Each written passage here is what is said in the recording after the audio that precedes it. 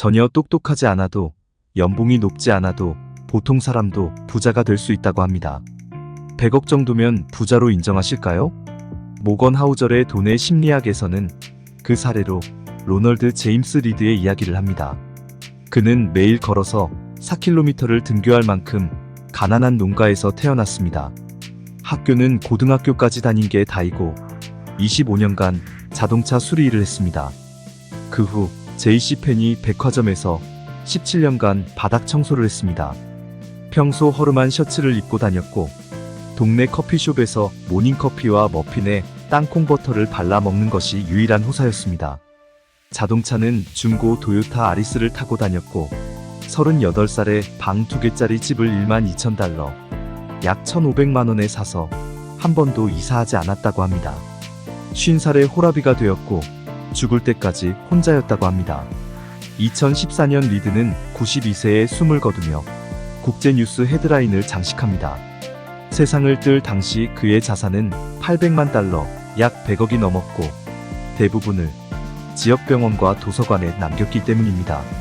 살아생전 그는 고액 연봉자도 아니었고 복권에 당첨되지도 유산을 물려받은 적도 없었습니다. 자신이 번 얼마 안 되는 돈을 미국의 우량 주식을 매달 사서 모았을 뿐입니다. 수십 년간 말입니다. 중간중간 나오는 배당금도 모두 주식을 사는데 사용했습니다. 수십 년간 주가는 올랐고 매년 나오는 배당금도 늘어났습니다. 그의 자산은 복리로 불어났습니다. 이것이 리드가 부자가 된 이유입니다.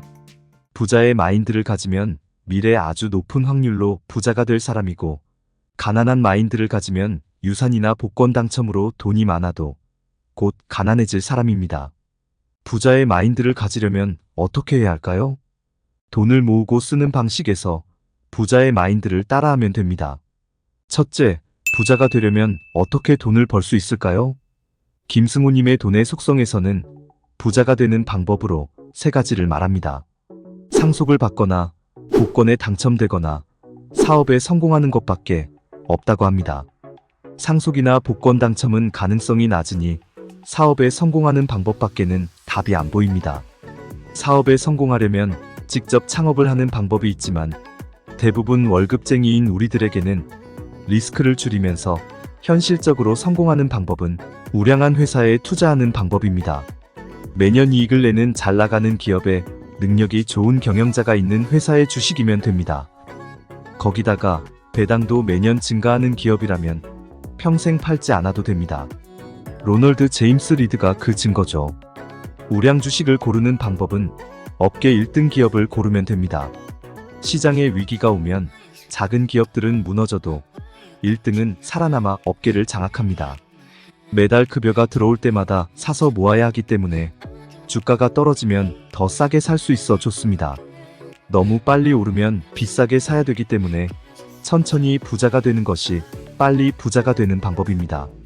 사업을 잘하는 회사의 주식에 투자하는 것과 더불어 자신에게 투자하는 것도 잊어서는 안 됩니다. 성장하는 업종, 1등 기업, 기업의 성과를 보여주는 재무제표 같은 수치를 분석해 보려면 역시 공부가 필요합니다. 공부를 하는데 제일 좋은 건 책을 읽는 것이죠. 한 권의 책을 쓰려면 저자는 수십 권의 책과 논문, 본인의 노하우를 녹입니다. 가장 가성비 좋은 자신을 위한 투자로 독서만 한 게 없죠. 리드는 살아있을 때 동네 도서관에서 책을 읽는 취미가 있었다고 합니다. 그는 생전 100여 개의 우량 주식에 투자했으며 그중 10개의 비중이 25%를 차지했는데 모두 배당을 많이 주는 회사였습니다. 웰스파고, P&G, 아메리칸 익스프레스, 존슨앤존슨 같은 것들이죠. 2008년 금융위기 때도 포트에 큰 영향을 받지 않았을 정도로 탄탄한 배당주들이죠. 리드가 죽은 뒤 그의 책상에는 기업의 연차 보고서가 산처럼 쌓여 있었다고 합니다. 둘째, 부자는 돈을 어떻게 쓸까요? 오늘 당장 복권이 당첨되면 어디에 쓰실 건가요? 몇 억 되는 롤스로이스나 롤렉스 시계, 에르메스 가방, 명품 옷 같은 것에 써야겠다는 생각이 드신다면 죄송하지만 죽을 때까지 부자로 남기는 어려울 것 같습니다. 부자들은 생각보다 소비에 돈을 쓰기보다는 투자에 돈을 많이 씁니다. 몇 년짜리 적금을 부어 만기가 되어 돈을 받아보신 분들은 아실 겁니다. 돈 모으는 재미를요. 평소 절약하고 아끼고 궁상맞아 보일 수도 있겠죠. 그런데 한번 재미를 본 사람들은 그 도파민을 잊지를 못합니다. 이자를 받고 배당을 받아 재투자를 하고 돈이 불어나는 레버리지를 경험한 사람들은 비싼 차, 비싼 옷, 오마카세, 코스 요리보다 돈으로 어떻게 하면 더 큰 돈을 창출할까 고민합니다. 푼돈이라고 함부로 대하지 않습니다. 오히려 새나가는 푼돈을 아끼려고 가계부를 작성하고 용도별로 통장을 만들어 예산을 정해놓고 사용하죠. 미래의 소득을 끌어쓰는 신용카드 사용을 자제하며 굳이 카드를 써야 한다면 체크카드를 쓰죠. 비싼 외제차만 있으면 세상을 얻을 것처럼 행복할 것 같아도 36개월 할부 리스비를 내다보면 멘붕에 빠지기도 합니다. 부자 중에도 안 쓰면 큰일 날 것처럼 써대는 사람도 있습니다. 그런데 그 비용이 수입의 일부라면 큰 지장이 없습니다. 내 월급이 300만 원인데 200만 원짜리 명품 가방을 사는 것과 월 1억을 버는데 200만 원을 쓰는 건 차이가 있으니까요. 소비를 하더라도 감가상각분인 소비재는 결국 사라지는 돈일 뿐입니다. 하지만 일을 하는데 꼭 필요한 수트나 업무도구는 수입을 늘리는데 도움을 주는 유용한 소비이니 구분해서 생각할 필요는 있죠. 부자는 취미도 돈을 버는데 도움이 되는 걸 많이 합니다. 유튜브 채널 휴먼스토리에 나왔던 압구정 시골쥐의 슈퍼카는 이색적인 테마 카페의 아이템입니다. 손님들이 와서 구경하고 시승해 볼 수 있어 많은 사람들이 방문한다고 합니다. 그의 스토리는 유튜브 마케팅으로 활용되어 많은 구독자를 끌어모으기도 했죠. 그의 슈퍼카는 더 큰 부를 불러오는 수단입니다. 마시멜로 이야기 아시나요? 4살 아이에게 마시멜로를 하나 주고 15분이 지나 되돌아올 때까지 안 먹고 기다리면 하나를 더 주겠다고 하죠. 먹지 않고 기다린 아이들은 커서 학업 성적이나 대인관계가 더 좋았다고 합니다. 지금 당장 쾌락을 누리느냐, 참고 나중 더 큰 리턴을 받을 것이냐의 차이가 부자와 빈자를 결정합니다. 부자들에게 돈은 지금의 만족을 위해 써버리는 것이 아니라 잘 투자해 유지하고 늘리는 대상입니다. 워런 버핏은 백조 자산가이지만 평소 생활은 상당히 검소합니다.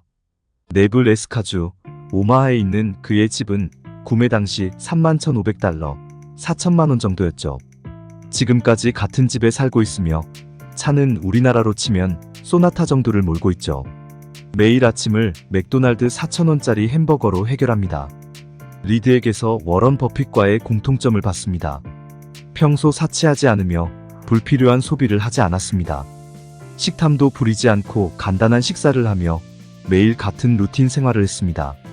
급등주를 쫓아다니지 않았으며 한번 사면 대부분 장기간 투자를 유지했습니다. 특히 배당을 매년 늘려주는 배당 성장주를 좋아했습니다. 엄청난 인내심의 소유자로 더 이상 일하지 못하는 나이까지 일했으며 한 집에서 오래 살았습니다. 오랫동안 투자한 몇 개의 종목이 있습니다. 복리의 마법을 알았으며 소박한 생활을 해서인지 장수했습니다. 찰리 멍거는 말했습니다. 투자는 단순한 일이다. 그러나 그것이 어려운 이유는 우리 자신 때문이다. 우리는 방법을 압니다. 인내심이 부족할 뿐인 것이죠. 정리해보겠습니다. 부자는 알고 가난한 사람은 모르는 한 가지. 돈을 모으고 쓸 때 부자의 마인드를 가져야 진짜 부자가 된다는 것입니다. 돈을 모을 때 사업을 창업하는 것처럼 업종 1등 기업 주식을 사서 장기간 투자하는 방식을 사용합니다. 돈을 쓸 때는 소득 범위 내에서 무리하지 않으며 검소한 생활 습관을 유지합니다. 소비를 하더라도 감가상각이 되는 소비재보다는 가치가 증가하거나 업무에 도움되는 돈이 돈을 부를 수 있는 지출을 합니다. 모두 부자 되시기를 응원하겠습니다.